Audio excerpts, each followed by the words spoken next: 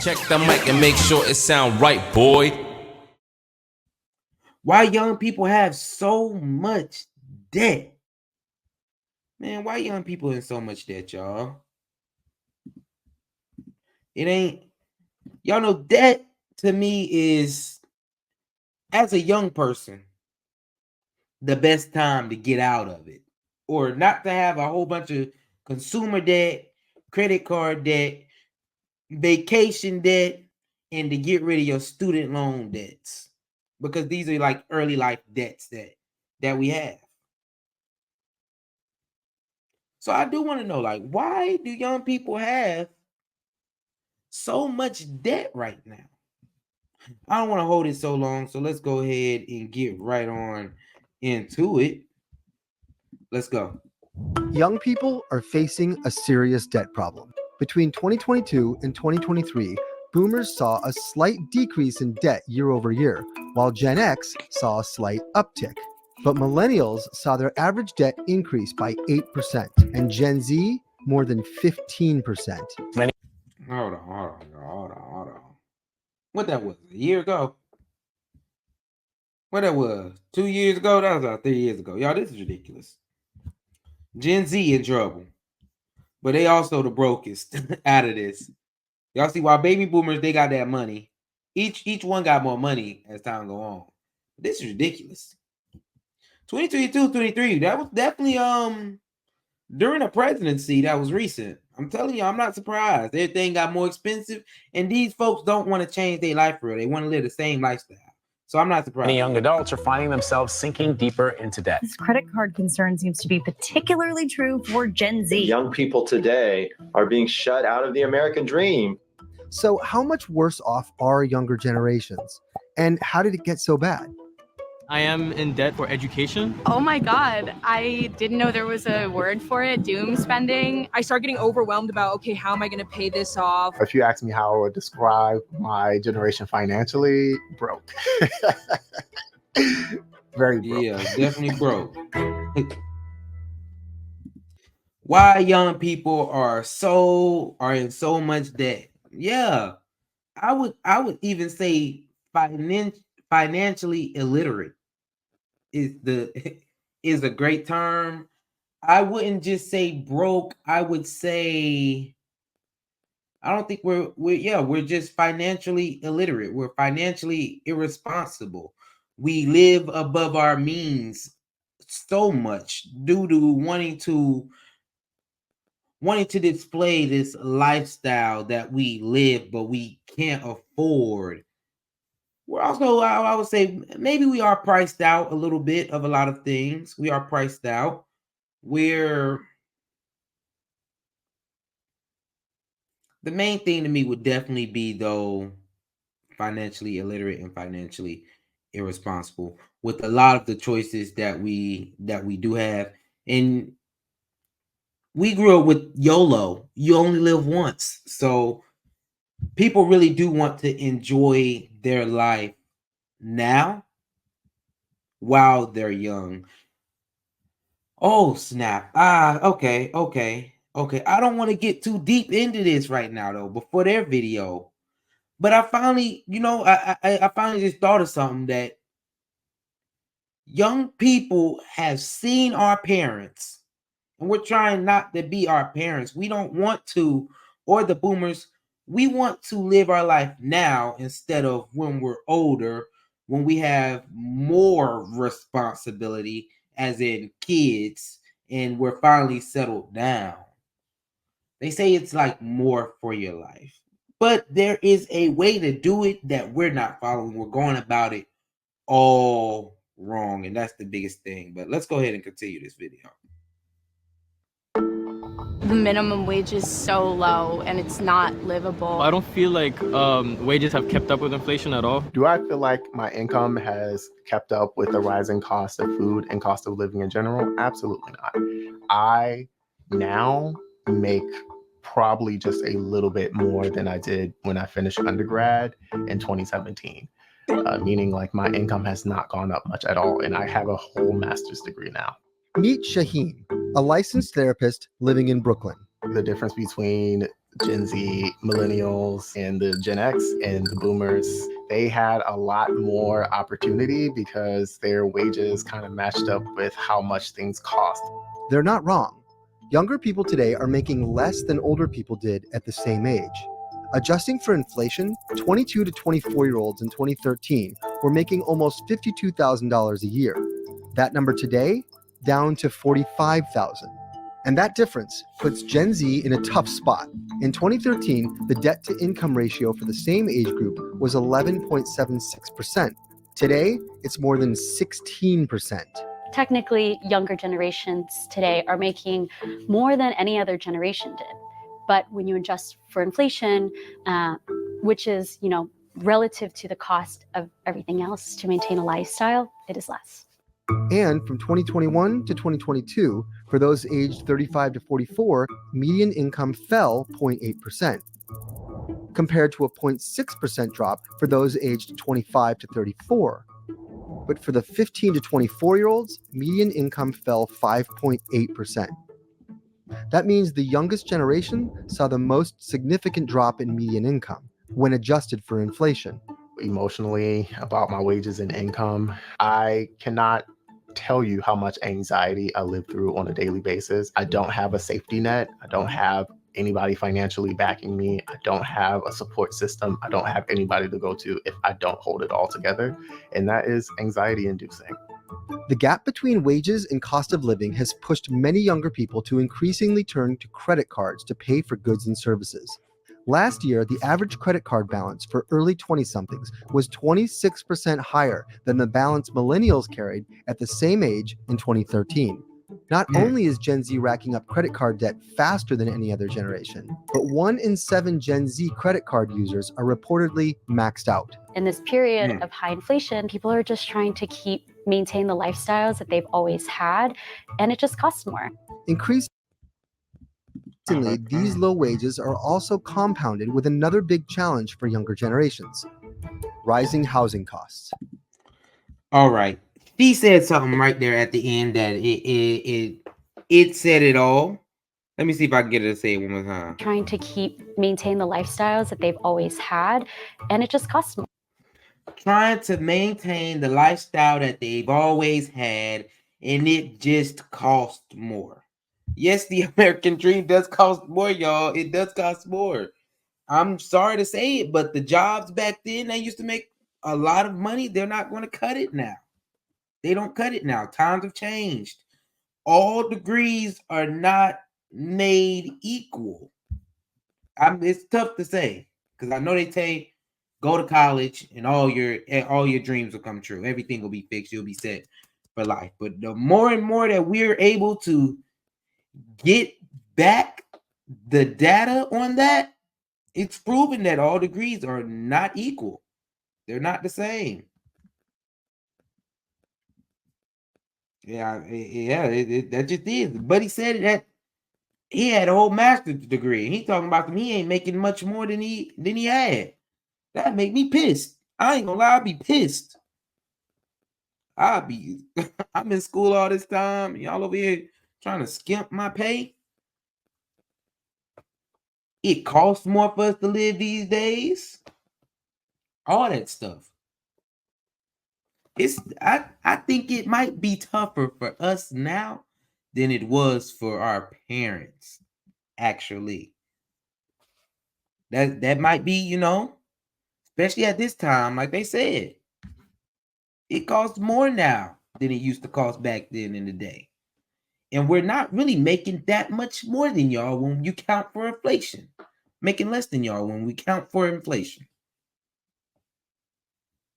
So we're going through a lot different things than our parents were in yesteryear.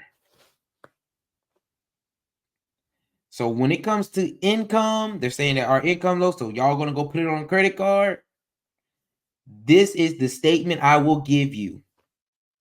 The lifestyle that they always had just cost more, which means you need to start living below your means. It's okay to take a back seat from your suburban life that your parents paid for you. Your parents paid for you to be in a home. You might not can afford that at this point in time, but I believe with time and dedication and following the right principles, becoming more financially knowledgeable. Dear God, y'all, I struggle with saying some words. Goshly. But becoming more financially literate, you will get there. 1,000%, you'll get there. This takes time and patience, and you'll get there. Gotta live below your means, though. And stop using them credit cards, y'all. Stop using them credit cards and pay them off. Pay them off. Y'all, that lifestyle, going to the club. Your parents used to go to the club. The clubs used to be cheap back in the day. The club nowadays costs a section. Y'all see how I changed my mood? The club nowadays costs a section. You can't go out these days without spending a good $100 to have something, to do anything. Parking, the section, the bottle, the food. Increasingly, these low wages are also compounded with another big challenge for younger generations: rising housing costs. What I'm more worried about after graduation is affording a house. The market right now is kind of scary. There's no way I could own a home. That's like a far-fetched dream. The cost of like homes has just changed dramatically. It's like really hard to even rent. The older generations just do not have a realistic view of exactly what we're dealing with. They grew up in a time period where you could go to work, you could like work a 9 to 5 and only that 9 to 5, and over time you'll be able to save up enough to buy a home. That's not the standard anymore.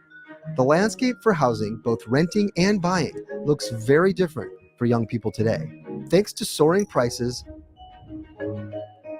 and high interest rates, older generations, including baby boomers and Gen Xers, still make up the majority share of home buyers. The barrier to entry to buy a home is much higher. You have to have a bigger down payment because the median value of a home is over $400,000, right? At the same time, borrowing costs are higher. They're at 7%. And so taken all together, you just need to save a lot more and a lot longer to be able to buy, a starter home. For renters, it's also troubling.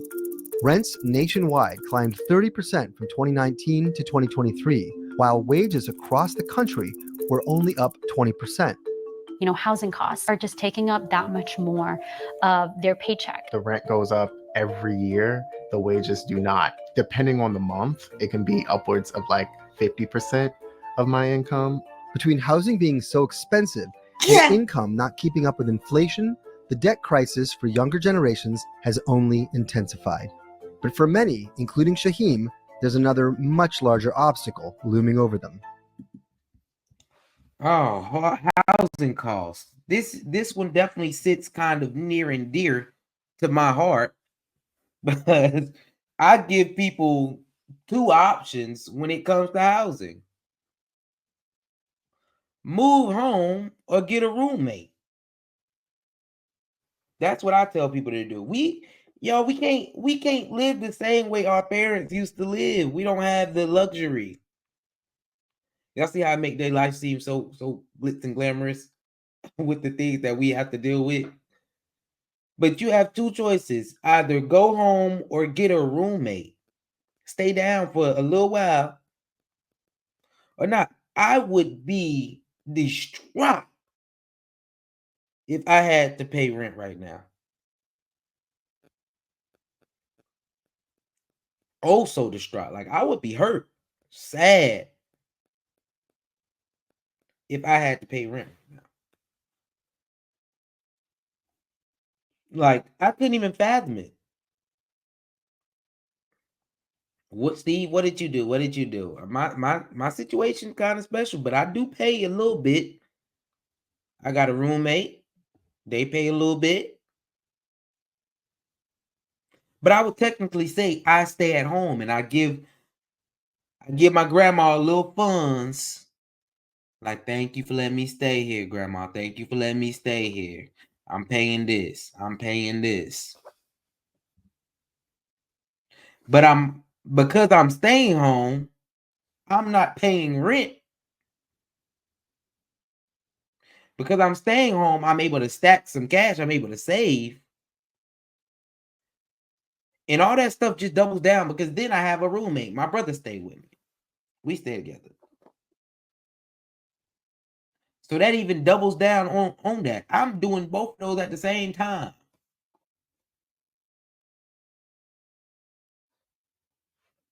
Y'all would save a lot more money if you could be home. If you have the option. If your parents are cool, even if your parents a little bit, they just get on your nerve a little bit, or you feel like I just need some privacy. But they're really not affecting your life. Like you can still go and do whatever you want to do.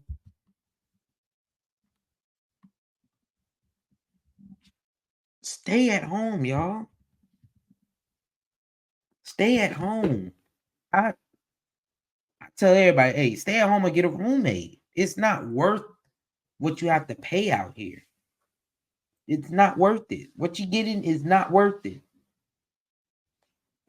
The stress, the yearly increase in rent, come on now, that is craziness. I would be distraught if I was paying what some of y'all paying. It would hurt me every month they come out. Ooh, hit me right in the gut. And I'm not getting a home strictly off. I don't want to pay that neither. I don't want to pay that right now. I'm willing to stick it out, thug it out, stay where I'm at with a roommate. I'll probably be able to do that I probably got a good 2 to 3 more years before I actually gotta get a spot to stay. But until then, I'm stacking my cash, investing it somewhere else. And I'd rather be giving my grandma money on her house that's creating some generational wealth within my family than give it over to Peter down the street.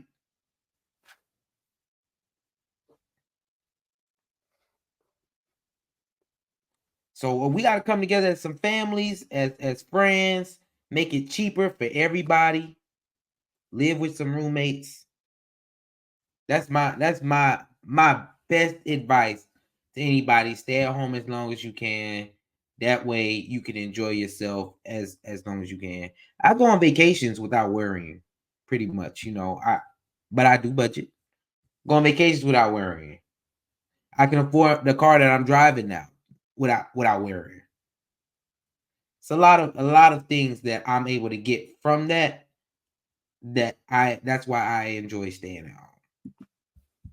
If I had to say which debt scares me the most, it is hands down my student loans. My tuition is. I'm sorry, y'all. I try to let the videos play out, but they just said a word that it sent me back. It gave me chills. It gave me chills. Hold on, y'all. That student loan word. I don't like that word. All right. I'm over it. Is around $90,000 a year, which is insane. You meet someone from another country and they're like, What school do you go to that you pay $90,000 a year? I want to know what her degree gonna be in too. I want to know what her degree gonna be in. Paying $90,000 a year. This is ridiculous. I'm telling y'all, student debt to me is one of the most ridiculous things in the world to keep on. I'd never go to that school for no 90,000. Never go there. Unless I know for sure I'm gonna be able to pay it off in a couple years. These people don't be knowing how they're gonna pay it off. They just want to go to the school so they can have a college experience.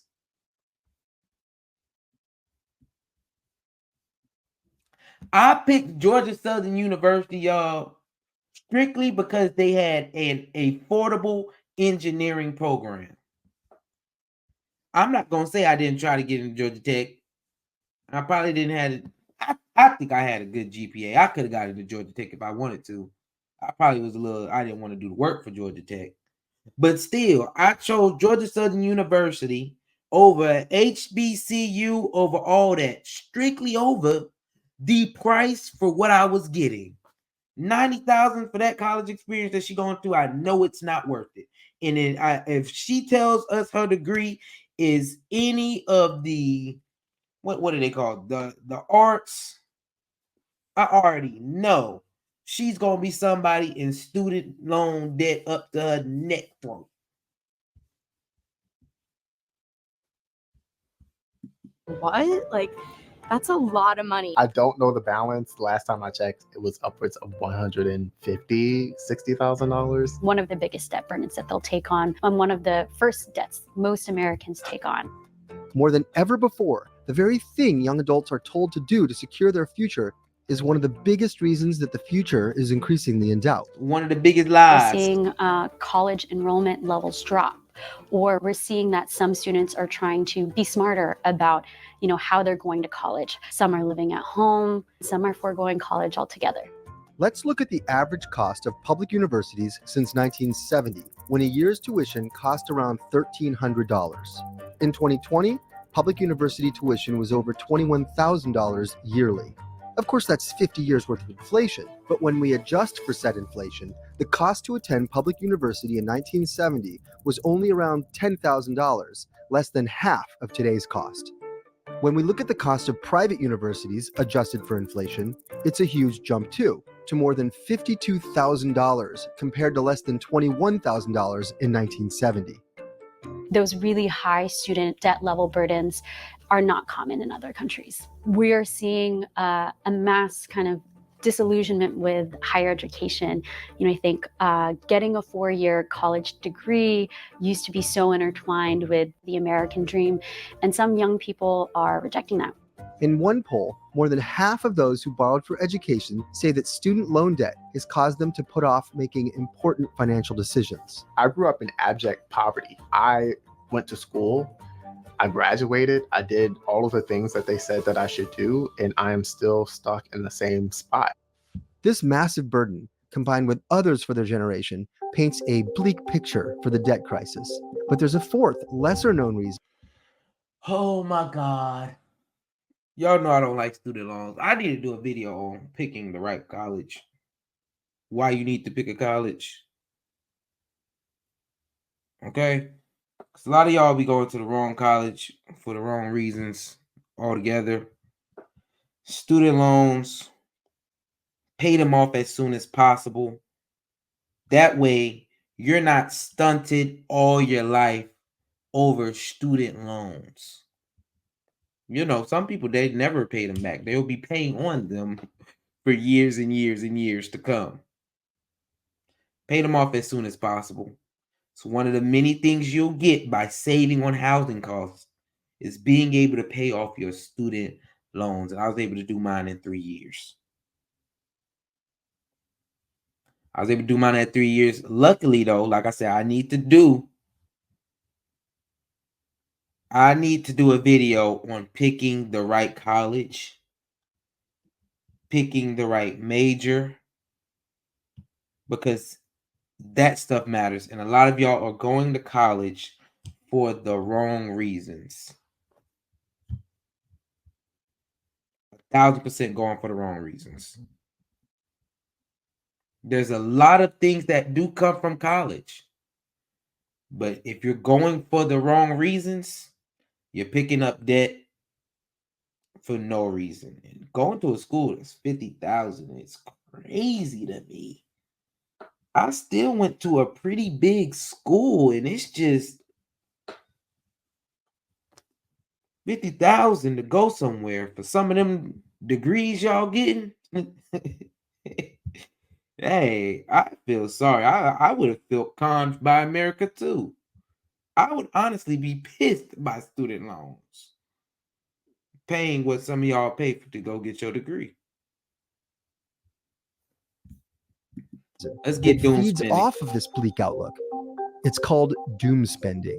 Doom spending. Doom spending to cope with the stress. Home ownership or starting a family is so out of reach. I think that people want to treat themselves to small luxuries that'll bring us a semblance of the kind of adulthood we were promised. Doom spending. I love it. It kind of makes us, feel a little bit happier about the situation. So if it's gonna be like this regardless, I might as well get something for myself that I like and enjoy. For me, it's like shopping, clothing, travel. It does alleviate some of the stress. Doom spending is like retail therapy with a fatalist twist. A lot of people feel hopeless or pessimistic about their financial futures, and that's manifesting in a lot of different ways.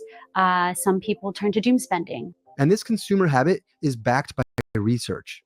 So in one of my research papers, I looked to ask the question, why do people not save enough for retirement ages? That's Stephen Wu, an economics professor at Hamilton College. And there have been many explanations for why people do not save. Sometimes people lack the information about how to save. Some people might lack self-control to do so. They may know that they should save, but they're unable to do so. And I introduce another phenomenon, this idea that perhaps people are fatalistic. They think that whatever they do doesn't necessarily affect their future outcomes. Professor Wu's study found that those who doom spend or have fatalistic tendencies believe they have little or no control over their future.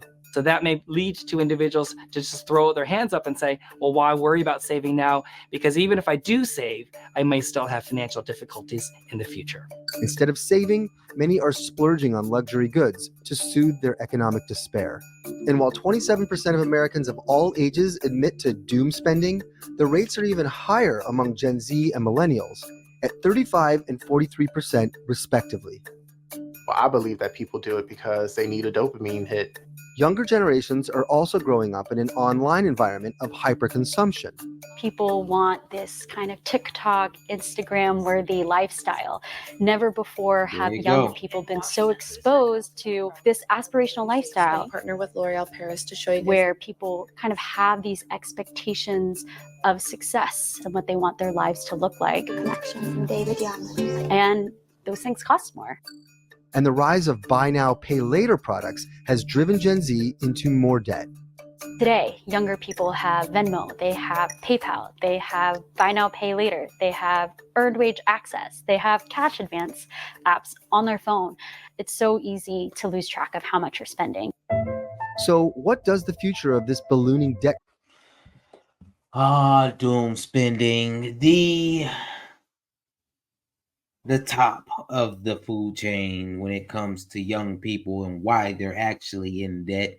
Doom spending. I just think doom spending is you don't care about spending. Like you have given up. You don't care. I'm gonna go on this vacation because I'm young and gonna have a good time. Like I said in the beginning, it's the YOLO thing. It's the YOLO thing. They still want to enjoy their life. Like I still want to enjoy this. I don't want to sacrifice. It's all this stuff. It's I just can't. I have never doom spent. I don't think a day in my life. Like ever.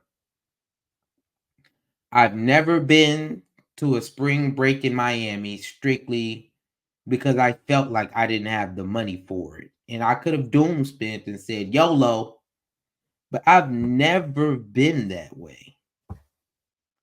I literally don't think I've ever doom spent a day in my life. And now I'm definitely not doom spending. I budget everything. I don't doom spend so much. I tell people no on a vacation just so that I can save up for that vacation and then tell them, all right, I want to go on that vacation. Because I don't want to tell them that I'm a go and not be able to save up and afford that thing. I don't have that in me. The YOLO, I do have that in me because I'll forgo saving sometimes to go and have some fun, which is no problem with that. I save enough already. Every now and then that saving can skimp out. I still need to live my life. I still need to see why I'm young. But doing spending like, I don't know how I'm afford this, but we ball. Nah, I would never do that. I would never do that. It doesn't sit well with me. it probably would stress me out, honestly, and I probably wouldn't have as much fun on that vacation. We've got to do better, y'all. Crisis hold for young adults. Many are looking to the government for help. Oh heck no! Oh heck no! I'm done with this. I'm done now. I'm done now. As soon as they went to Biden canceling student loans, y'all know I'm not having none of that. No, I'm not having none of that. Biden ain't canceling no student loans for nobody. I feel like I don't know who he canceled student loans for. I honestly don't know who he canceled student loans for. I think it was all a lie. And if you went to ICDC college and got your loans forgiven, I'm mad at you too. Because ain't no way you went to get connected for free education connection.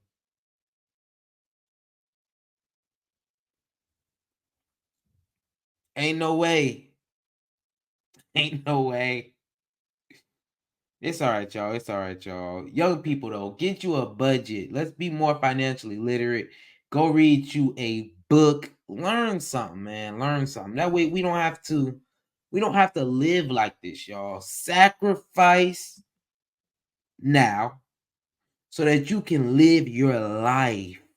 It only takes, y'all, like I'm telling you, it only takes so long of sacrifice to be good for the rest of your life. Or you can be struggling for the rest of your life. Do you want to sacrifice 3 years to pay off your student loan debt? Or do you want to be paying that student loan debt for the rest of your life? I'm picking 3 years of sacrificing. I'm picking 3 years of staying at home. I'm picking 3 years of having a strict budget. I have the most say yes budget ever right now. Oh dang, my car broke down. My transmission went out.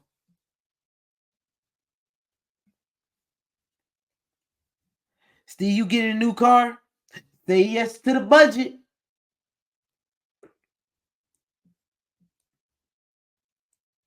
My girl, Steve, you over in Europe. I want to come see you. Say yes. Come on, baby. Let's go enjoy our lives. I told you that 3 years of sacrificing will be definitely worth it.